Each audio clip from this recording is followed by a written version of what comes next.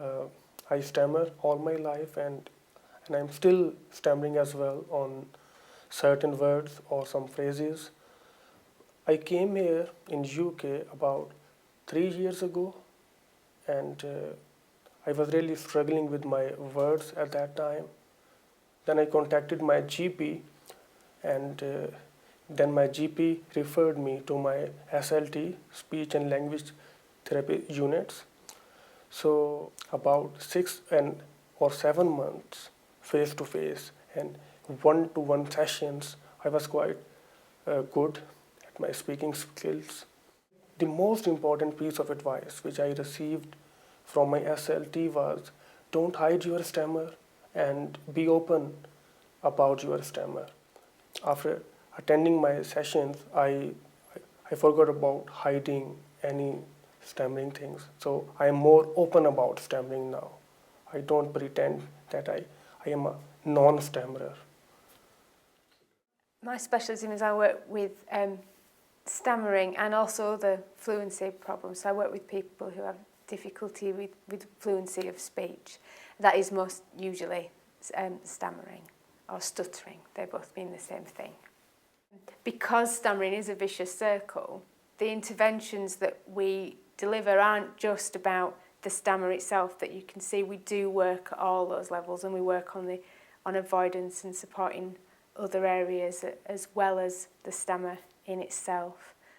We're coming to understand stammering really as a problem that's got a neurological origin, but actually one of the things that we know about stammering is that one of the things that make it into a larger problem for people, if you like, is their reactions to stammering and their almost the things they try and do to solve the problem.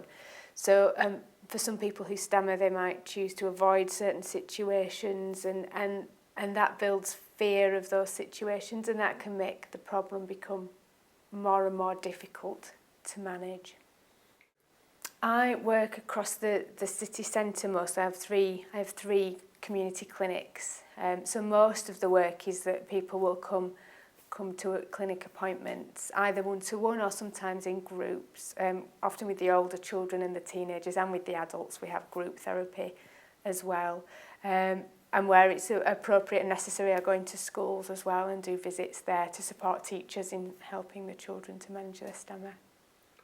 The majority of the referrals that we get, I think, they originate with the person who stammers, either the child or their family, but sometimes they'll go to the GP and get referred that way. Sometimes it's through school that have got concerns, but actually referrals can come from the people who stammer and their families themselves. And in the area at the minute, we have a system where all of the young children who are referred initially go for assessment with our generalist therapist, because the numbers are quite high. Certainly about 5% of children in the preschool years will stammer at some time or another, but quite a number of those will go on to recover. So there are many more referrals. If we able to educate parents of a child who stammers at some early stage, then if a child can get some help from speech and language therapy services at that stage, it would be good, because then he or she will be able to eradicate or remove stammering at all. But if you attend SLT services at some later stage, like I did when I was about 29 years old, so I can only manage my speaking skills better, but my stammering won't be removed all my life anyway. During my classroom, if I knew any answer to any question, I never raised my hand up. Yes, I know the answer, never ever. Even if my teacher prompted me to tell the answer, I would have said no, I don't know the answer. So, because at that time, your colleagues, especially kids are kids anyway, so they actually laugh at you. So at that time, yes, I did actually feel at that time that I was isolated. We were about more than 100 candidates who applied there for four or five seats, but unfortunately I passed all stages. It was fine.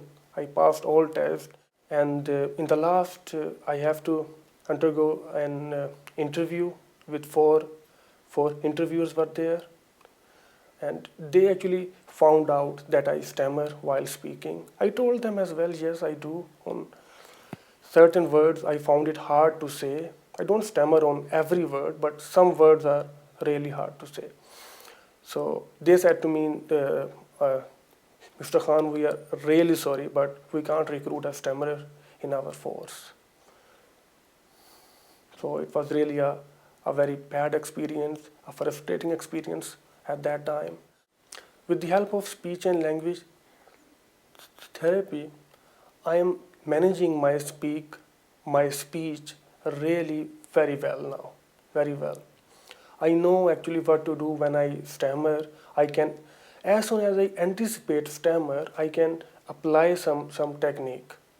There are some days when I don't stammer at all, and especially with my name, I used to stammer a lot with my own name, but now about 99% of time I can say my name without blocking on it. Like Khalid, I can say about 100 times now without stammer.